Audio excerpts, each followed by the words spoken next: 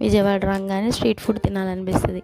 మా ఫ్రెండ్ వాళ్ళ ఇంటికి వెళ్తే సాయంత్రం ఆరవగానే ఆకలిస్తే తను పెరుగు సమోసా చాలా బాగుండిద్ది అనింది.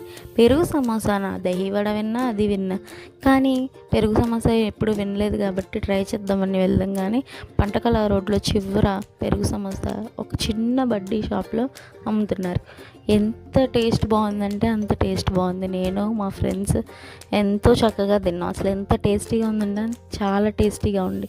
30 రూపీస్కే ఇస్తున్నారు. పార్సల్ అయితే 35 రూపీస్ అంట.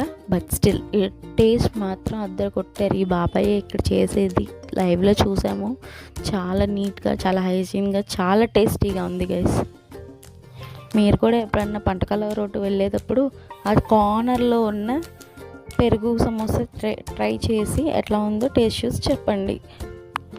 లొకేషన్ డిస్క్రిప్షన్లో ఉంది. Do like, share and subscribe.